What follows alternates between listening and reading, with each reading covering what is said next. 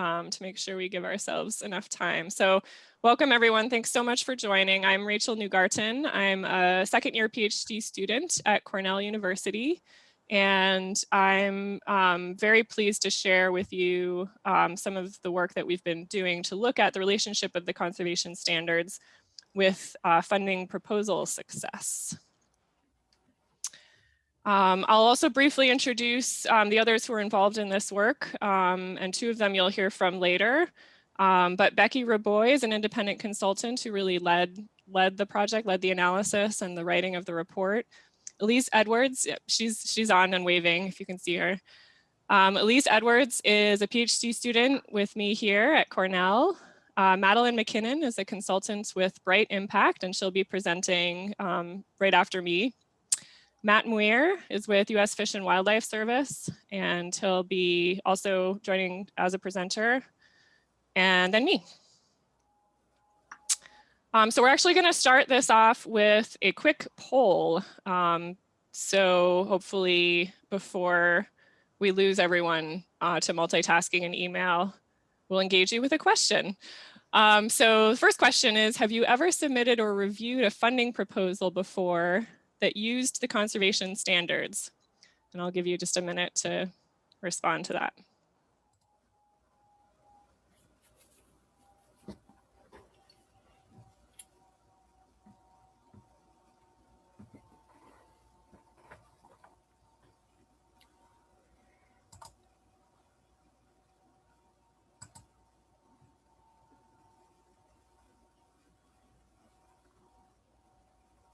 All right, we've got 28 responses.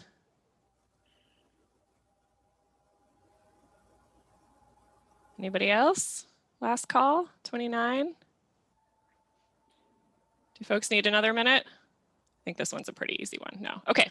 We can go ahead and close this one out, Sarah, and then share the results. Okay, so looks like about half of you have been involved in a proposal that used the conservation standards in the past, and a little more than a third have not, and 17% said it's complicated. So I'd actually love to hear from the it's complicated folks at the end. I meant to define what I meant by the conservation standards. Folks on the call mostly probably know this, but it's the new term for the open standards for the practice of conservation. So I apologize in advance if that was in part causing some confusion. But maybe in the discussion we can get back and find out from the it's complicated folks why they responded that way. Okay, so on to the next question. In your experience, how do you think the use of the conservation standards affects funding success? So the options are, and you'll see these in the poll, a large positive effect on funding success, positive but modest effect, neutral or no effect, or a negative effect. And for those of you who read the report, Sarah sent the link to the report around to this audience. You'll know the answer already, but I'm guessing most people haven't read the report yet. So feel free to vote on this question. This is sort of your prediction of what you think we found or what you found in your own experience of using the conservation standards.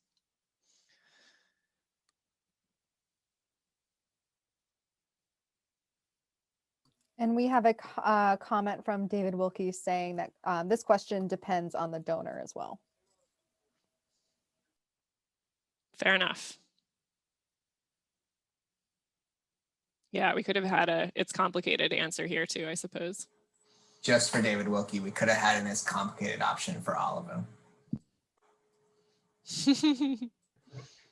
Thank you, Matt. Much appreciated. Could have just had a other David Wilkie answer.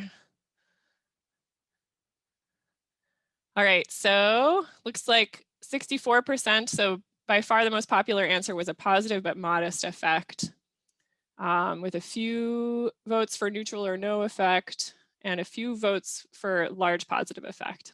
Great, so we will come back to these questions in the discussion because, you know, what we found is based on, you know, a fairly sizable but still limited data set. So it'd be really good to hear from all of you about your experiences as well.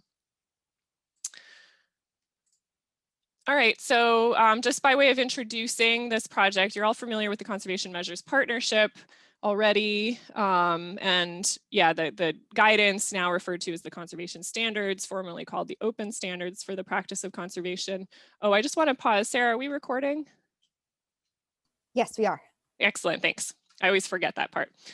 Okay, so all of us have probably gotten this question at some point from either other practitioners or leaders of our various institutions or funders asking for evidence that the use of the conservation standards leads to more effective and efficient conservation projects. I've gotten this question over the years. Most recently, I got it from Jen Morris, who was the president of Conservation International at the time, now is CEO of the Nature Conservancy. You've probably all gotten this at different times. So we really set out to try to answer that question. That's a much bigger question than can be answered with available data at this juncture. There's been various attempts to do this, but there really just isn't information. And so this study focuses on a much more narrow question, which explores whether the use of the conservation standards on a specific stage of a conservation project, in this case, proposal application and review process, affects its funding outcomes. The reason we're interested in doing this is that, as we all know, better evidence can inform design consistency and transparency of the proposal process, both for the applicants and the donor and funders more broadly. I think actually David Wilkie was the one who said, funding is critical to conservation. So, this is sort of the first step in trying to answer this big question of whether the conservation standards is related to better conservation outcomes, since getting funding is the first step to most conservation projects. You're all familiar with the conservation standards, so I'll skip over this slide. But just as context, obviously the conservation standards provide guidance on adaptive management practices, such as those outlined here, which are intended to help increase and standardize planning and monitoring. And as we said, practitioners, leadership, and funders want to know that investing in the conservation standards is worth their time and resources, basically that there's sort of a business case for using the conservation standards. Yet we're still lacking clear and strong evidence on if and how the use of the CS at critical points in the project cycle affects key outcomes. So in our case, we explored a data set that consisted of 198 grant proposal applications that spanned 2 years, 2017 and 2018. Collectively, the donor has awarded $14.5 million in funding to international species conservation projects during that time period. Individual awards, in this case, typically range from between 100 and 200,000. And the application process does not require or mandate the use of the conservation standards. Our specific questions were, are these proposals that are incorporating conservation standards more likely to be funded? And then as secondary questions, we wanted to know what is the importance of the conservation standards relative to other factors which are thought to influence funding success, to try to sort of tease out the effect of the conservation standards on their proposal outcomes. Are proposals that come from CMP members, are they more likely to incorporate the conservation standards than proposals coming from non-member organizations? And how does this affect their probability of funding success? And then what other factors might influence the use of the conservation standards in proposal writing? So unfortunately, we have no way of knowing sort of after the fact which proposals actually were developed through a formal conservation standards approach. We talked about whether or not we could sort of contact all the proposal applicants and ask them, and that really just wasn't feasible in this case. We also aren't able to know the identity of the applicants, and therefore we don't know which of them may have been trained in the conservation standards in the past. So unfortunately, we're actually missing kind of a fundamental data point, which is which of the proposals actually were using the conservation standards or not.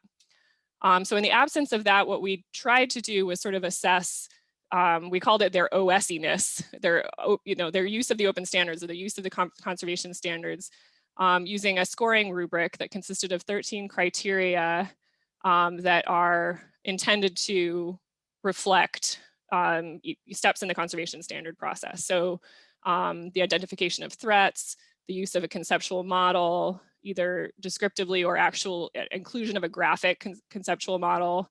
In theory of change, for example, was something we looked for. The sort of specificity of the goals and objectiveness, sort of the smartness, indicators and baseline data, whether or not the information was planned to be used for an adaptive management cycle, we refer to that as adaptation, whether or not there was explicit or emphasis on stakeholder engagement, and whether or not there were elements of human well-being specified in the proposal. So again, it's not a perfect measurement system, but the idea was that we were sort of assessing the use of these kinds of best practices that are reflected in the conservation standards, and we also think are just really, good adaptive management practices. In terms of our evaluation approach, so we applied these criteria to all the proposals. The proposals were also coded for other factors, again, that we thought might influence their funding outcomes. The year of submission of the proposal, the name of the applicant, type and geography, meaning what kind of an organization and where they were located. And by name, I don't mean their personal identifying name, I mean the organization. The organization operating budget, whether or not the organization was a member of CMP, the amount of funding requested, and whether or not the project had been funded in previous years. Statistical analyses were conducted to determine the association between funding outcomes and this set of factors, as well as the relative importance of the conservation standards as the determinant. And I just want to mention here that all of this work was led by Becky Raboy, and Elise Edwards also supported the development of the scoring rubric. But Becky was the one who actually read through 198 proposals and applied the criteria and did the analysis. So I just want to give her credit for that. And she's available, she's on the call for questions if anyone has questions. Okay, so I'm going to pass it to Madeline. And Madeline, I'm happy to continue to share my screen or to make you the presenter as you prefer. Sure. Hi, everybody. Yeah, so Rachel, you can just share your screen and then I'll just ask you to forward through because it's only a few slides. So yeah, thanks, Rachel, for that introduction and providing some of the context for this work. And I'm just going to go through the specific results that we found from the evaluation and the analysis that Becky led. So overall, the overall funding success, so out of the 198 proposals that we reviewed, just over half of those proposals were awarded some type of funding through this process. Next slide. And when we look at the analysis of the extent of application of CS practices, we look, so this was the scoring criteria that Rachel mentioned. So almost all of the proposals were shown to use some, aligned with some of those criteria. So it's more, if you think about the CS score as kind of a spectrum.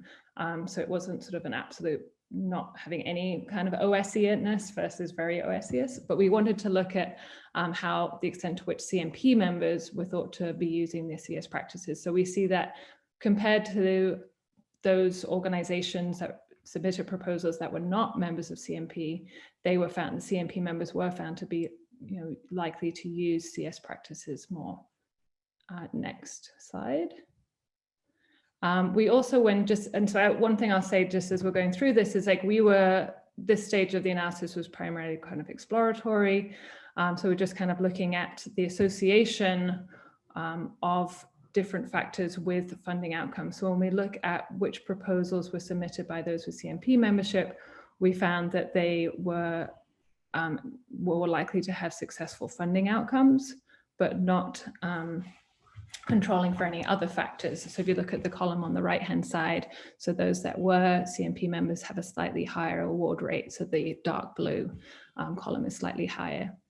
Next slide.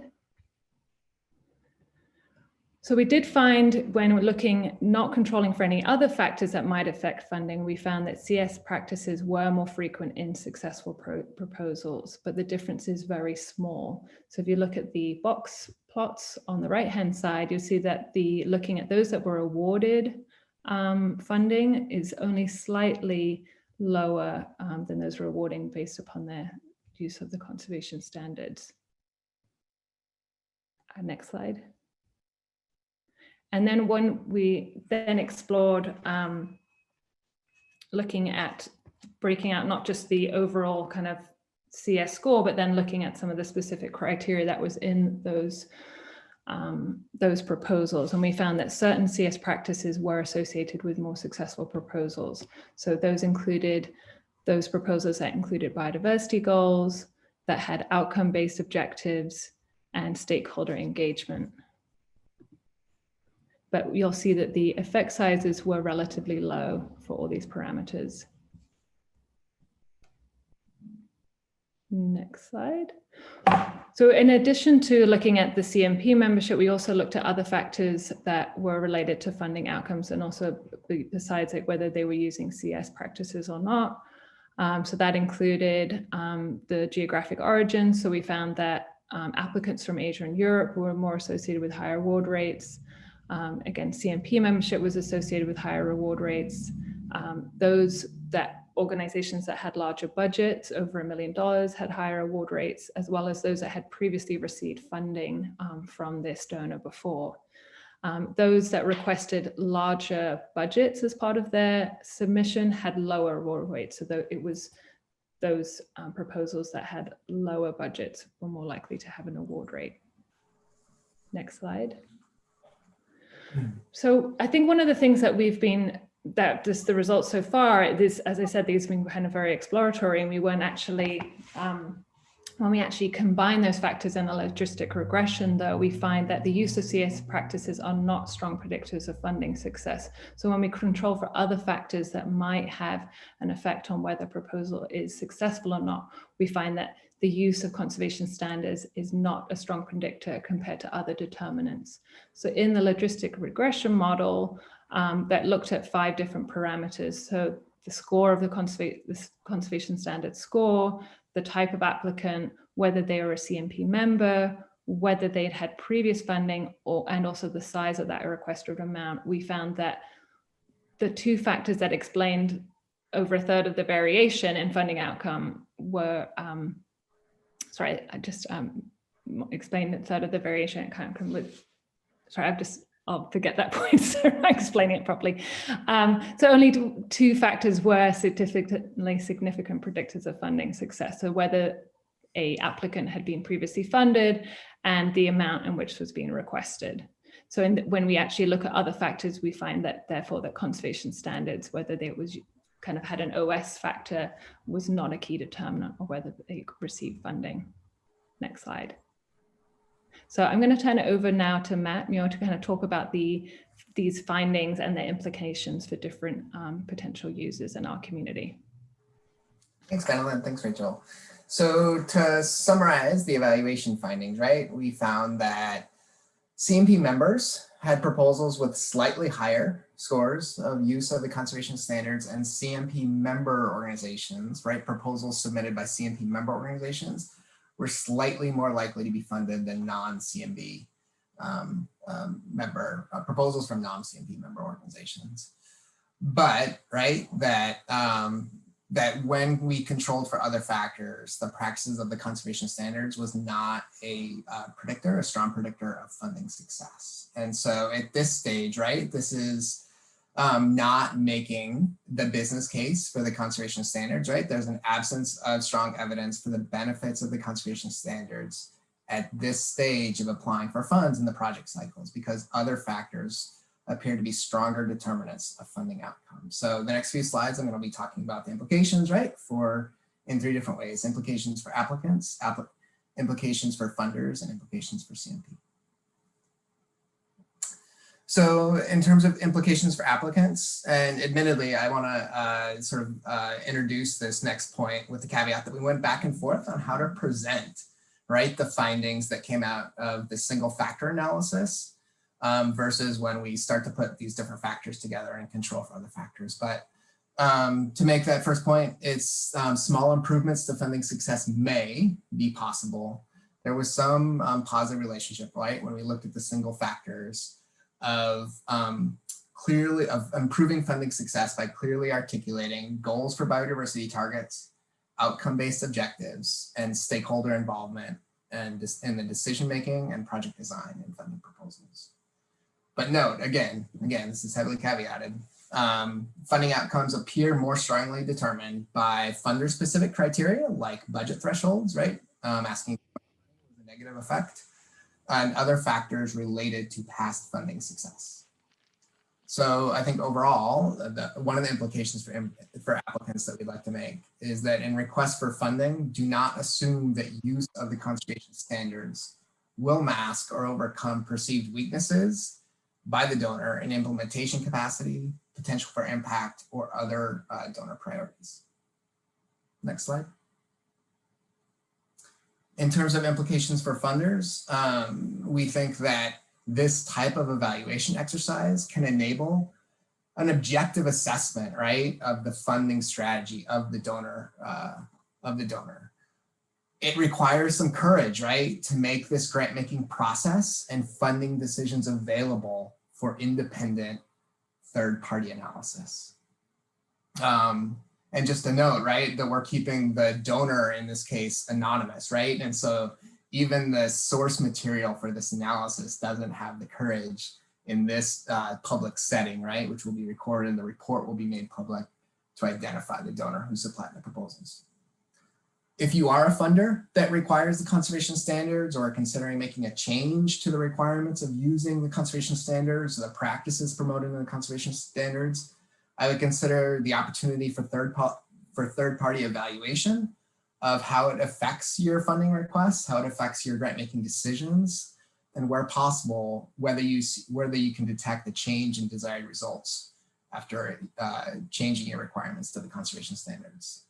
We think that further comparison and testing is needed to determine if using the conservation standards makes the application more transparent, equitable, burdensome, and ultimately impactful. Next slide. I think that the implications for CMP, right? So I think first, the business case for the conservation standards remains elusive.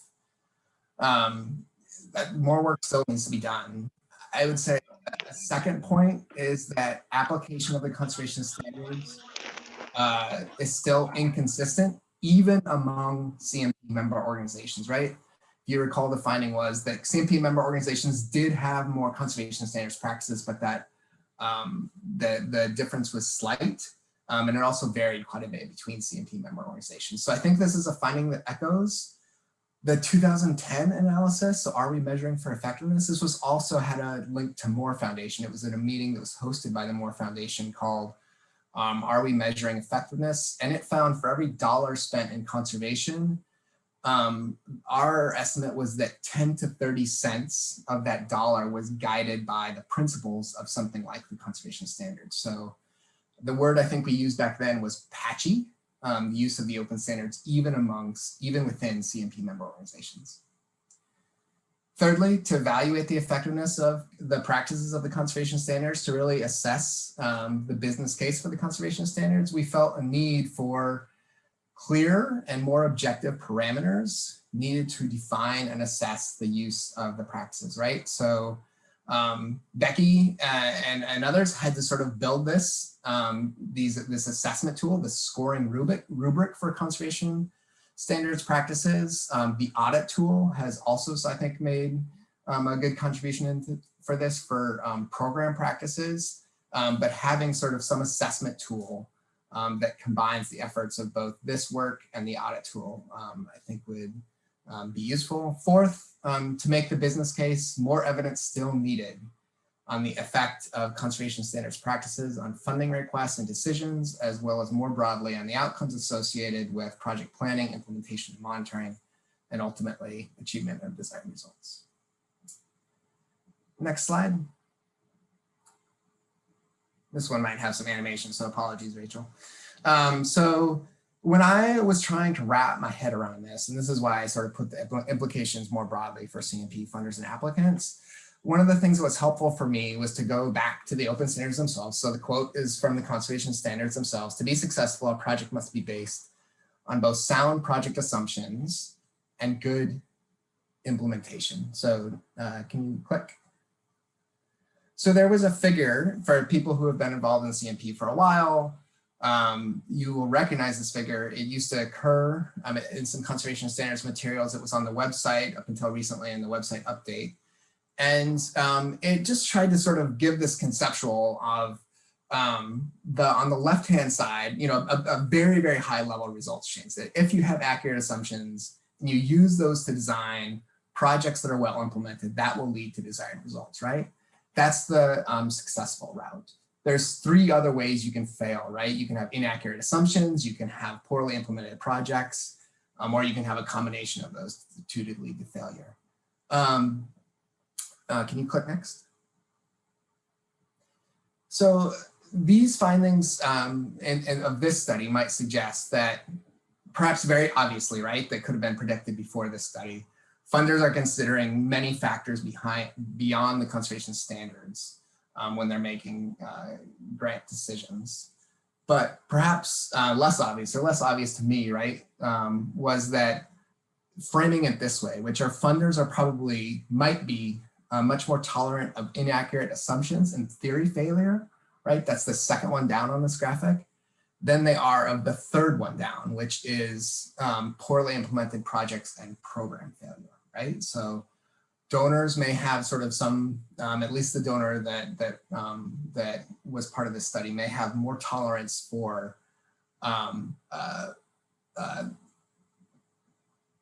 well-implemented projects with inaccurate assumptions than they are of poorly implemented projects that have good conservation design and accurate assumptions. So what, right? So is this a bad thing? And I would say that even within our group, right, we approach that sort of question differently on how much it would be more helpful to weight more the use of the conservation practices and ultimately having desired results. What's the right balance for funders assessing design and implementation capacity of proposals? And what should CMP and partners do about these findings? Next slide. So we, of course, have thought about what could be done, right? And so here's our slide. And then after this, we're going to have some time for discussion for you also to offer your thoughts on what should be done. But some recommendations from us was to further development and assessment system of the practices of the conservation standards, potentially combining this effort of the scoring rubric with the audit tool to enable review of these practices at critical points in the project lifecycle. We also recommend that CMP and multiple funders should partner to understand the factors most relevant to funding decisions, placing the use and salience of the conservation standards in the context of other factors. So we think that this kind of analysis should be repeated and compared with a funder where conservation standards practices are built into proposal development forms and process, right? What are the benefits gained? What are the burdens created for applicants? All the different outcomes that might be affected by incorporating the conservation standards practices into the proposal development process. And finally, we recommend and we challenge future funders, practitioners, and researchers to invest in long-term research into whether the conservation standards leads to more efficient, more effective conservation projects. And envision a study involving randomized assignment of projects to apply the conservation standards and long-term measurement of biodiversity outcomes. So we want to thank you. We want to thank CMP, the Gordon and Betty Moore Foundation for providing the funding support for this work, the donor for providing the data for the analysis, and the FOS for project administration. And then we have a link to the full report. So I am going to hand it over to Sarah for the next part. Yep. So actually, Sarah, I'll jump in here. Sure. So we're going to have breakout groups and Sarah's going to divide us all up. We provided some discussion prompts. I'm seeing a bunch of stuff coming up in the chat too. So actually maybe, Sarah, we could just spend a couple minutes answering the questions in the chat while we're in plenary. Absolutely. And then Sarah sent a link. If you look at the chat and scroll up, there's a link to these slides. So if you lose, I think when we go into breakout groups, you lose my screen. So you can go to the last slide there if you want the discussion prompts in your breakout groups. Some of these I think are more points of discussion than questions, but Wilkie asked, did the team have access to the proposal reviewer comments or scores for assessing the quality of the proposal? Not really. We sort of had some sense of why proposals may get funded or not from the donor, but not details in terms of reviewer comments. All we knew was really the final yes or no outcome and the budget that was given. And then Will Beal asked, in this case, the application criteria and evaluation criteria of the donor are not very OSE. So I think he's asking to what extent the sort of the funding proposal, the sort of request for proposals aligned with the conservation standards. And the answer is kind of. So there were some elements, like I think threats, there were some elements that did align. So most of the proposals written ticked several of the boxes when it came to the conservation standards, but certainly not all. There was no explicit requirement of a graphical theory of change, for example. And Rachel, maybe a follow-up as well to that is one of the points I was trying to make is when we assessed all of the proposals against the conservation standards criteria, like there was some alignment with all proposals. So you could kind of say, even if it wasn't explicit in the proposal, applicants were referring to aspects of the conservation standards implicitly, even though some were much more strongly aligned to the open standards and some were less aligned. But we found very few proposals that didn't have any of those elements. I mean, it's a bit circular, though I think that's one of the issues that maybe Will is bringing up too. Yeah, and I think the other ones are, if you don't mind, I'll hold those for the breakout discussions. I want to make sure, this is such a big group, and I want to make sure that folks have a chance to talk. But if there's burning things, we can note them and get back to you. Okay, yeah, these are great comments from Dan and Tim Tier and Nick and others. But I'm happy to highlight some of these. Sarah, can we? I don't know how the chat happens when we go into breakout. Do we lose our chat? You do lose the chat. Okay, I'm when you go gonna into copy it breakouts. into my own notes then for my breakout group real quick. But yeah, but I guess if you've made one of these comments in the chat, please just hold it for your group if you don't mind. Okay, take it away, Sarah. Thanks, Okay. guys. And Rachel, are we planning to come back to plenary or just end with the breakout groups? Oh, good point. Yeah, let's come back if you don't mind at like 10. So let's give 10 minutes. Yeah, so if we have 15 minutes for breakout discussions and then come back at 10 or so minutes before the end of the hour. Sure, I can. I will send a page through. So great, thank you. Yep. Maybe we can go around and those that got cut off. So Madeline, you nodded. Do you want to continue in the vein that you guys were in the middle of and the rest of us can just eavesdrop a little bit? Yeah, I mean, I'll just finish my point. So we were talking about that there will be other ways to look at this question. So we were looking obviously at this stage of funding outcomes. Our group was starting to talk about what would be other ways that you could build better evidence on the business case or, examine that question. And so I was saying that this was a really unique opportunity to have like almost 200 proposals and having a funder open their book. So like this is, for that stage, this may be one of the best data sets we might get, but it would be great to look at what would be other ways to get that information. So as a next step beyond this study for the CMP community. Yeah, on that note, Caroline had an interesting proposal in our group, which was to see if we could find an applicant organization that would be willing to open their books and share all of their proposals that they've proposed to various donors and kind of repeat the exercise to see what's the conservation standards of a particular applicant group and how does that relate to the funding success. I'm not sure we'd succeed in that. It was pretty hard to get anyone to open their books to us in the first place, but it was an interesting proposal. Matt, were you guys in the middle of an awesome discussion? Would you like to report back or? My group was so concise, they'd done all their thoughts. Need the extra time. No, it was add on to what was said already. So thinking of like the next steps, right, on what could be added on to and the limitations of just looking at a single donor and like would this hold in other groups and some of the complications of trying to interpret this data based on the limitations of just having one donor and the constraints around the data source. Yeah, we talked about that too, some limitations of this, having only a single donor, not really being able to tease apart which elements of proposals were specific to the conservation standards relative were just like more general good practice. Although one thing that we talked about a lot in developing the scoring rubric was that, you know, we're interested in the question about the conservation standards specifically, but we're also kind of interested in this broader question about like, does adherence to these best practices also lead to funding success? So whether that comes from the conservation standards or not, you know, are folks engaging stakeholders? Are they discussing elements of human well-being? Are they, you know, are their goals SMART? And are those things associated with funding success? I think that was, you know, I think we sort of let ourselves off the hook a little bit. Like we know we can't actually tease out which ones went through a conservation standards process, but at least we can look at some of these good practices and see if they're associated with funding success. Nick had volunteered to lead a CMP initiative around like, you know, if we had infinite resources, right, and we wanted to get to this bigger question of how the conservation standards, and how the conservation standards lead to greater conservation success, like how would we do it? How would we design that that effort? So, thank you, Nick. Wait! I volunteered. I volunteered Matt. You didn't finish the sentence. I misunderstood. You didn't finish the sentence. I volunteered Matt to do that. Well, if somebody, go ahead. Go ahead.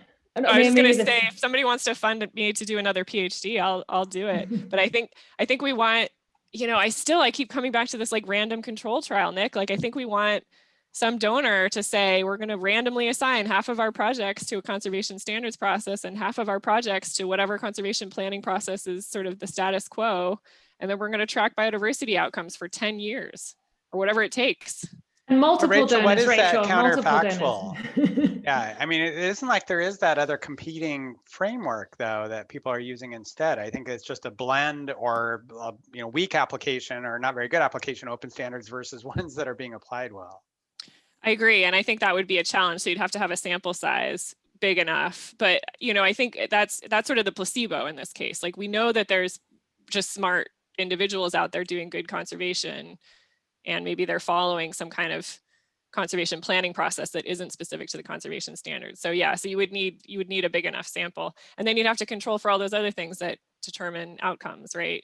Natural disasters and political coups and budget size and capacity. So yeah, I don't think my dream is really very practical, but. So Rachel, talking about something more practical. So from one of the comments in our group was around wariness of actually sharing the results of this data within their organization.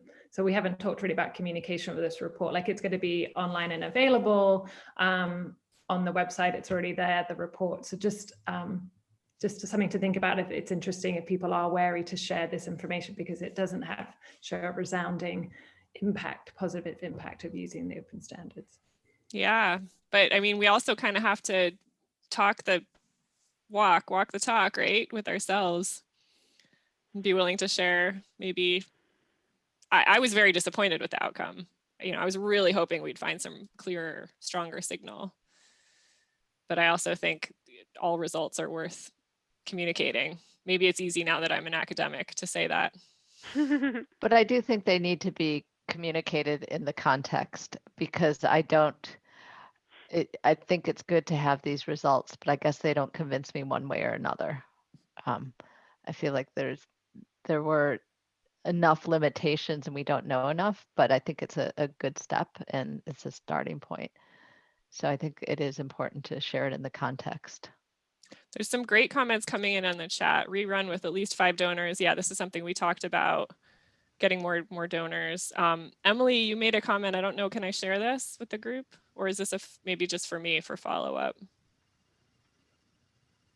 No, sure. We've been very curious about the efficacy of proposals in particular. So we fund $15 million a year in restoration. We're increasingly asking for conservation standards to be the proposals, because we as the evaluators were so frustrated with the apples and oranges and bread and meat proposals we were getting. We couldn't, like, how do we decide which ones to fund? So we'll be guinea pigs. What he needs to do. Awesome. Perfect. And by we, she's speaking for Parks Canada. So yes, that's great. That's awesome. Yeah, let's follow up for sure. It'd be interesting to learn from Disney, even though those were only 10 grants that they required but those were really, really big investments as part of the Saving Species program. I think the hardest thing for me too is that no one's measuring out biodiversity outcomes in a way that, you know, that, I mean, that's one of the other fundamental challenges, right? I mean, not nobody. Rarely are biodiversity outcomes over long time periods measured. And so the sort of long-term answer to this question is hard to answer without really knowing what the outcomes are. Like funding success is really just a tiny piece of conservation outcomes. In the context of the donor grantee longevity, right? Rarely sometimes are donors repeatedly funding over and over again over years the same grantee if there's a change in donor strategy or donor preferences or things. So it's got to sort of, yeah, or you have the opposite too, where you have like maybe a sort of titrating effect where there's a few $100,000 and then another few $100,000 and there's no sort of clear before after. There's no like control design to look at like what would the outcomes have been in the absence of this investment. It's like, well, the investment has sort of trickled in over 10 years now. I just wanted to add something, if I may. Please. I feel like this study that we did, like some people are saying, is a little bit inconclusive, right? It's not that it concluded that CS doesn't help you, right? And I think that's important to keep in mind, and that you'd have to do studies, expand across other donors, and just elaborate on how the study is done to get more concrete results. Thanks. That's great. Anyone else have a closing comment? I realize we're at the hour, so I want to let everyone go.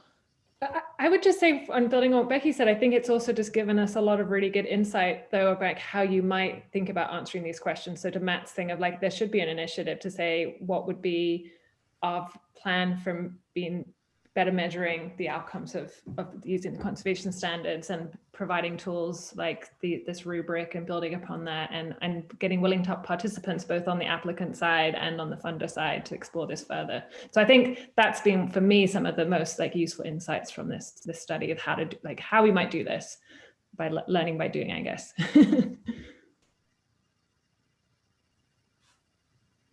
I also put it in the chat, the wanting to kind of take a look at it from the other perspective, from the perspective of the grantee, and maybe asking several different organizations who have committed to taking up the conservation standards to be able to do, even if it's going back in time as well, and evaluate the success of getting enough money to actually implement their project well before and after applying the conservation standards.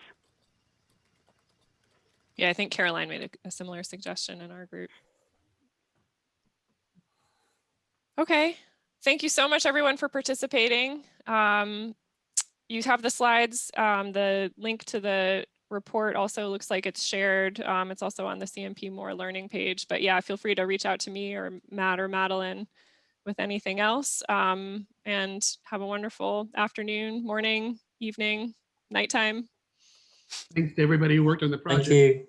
Thank you very much. Thanks, Rachel. Thanks, everyone. Thanks, Thank you. Becky. Bye, everybody. Thank you. Bye.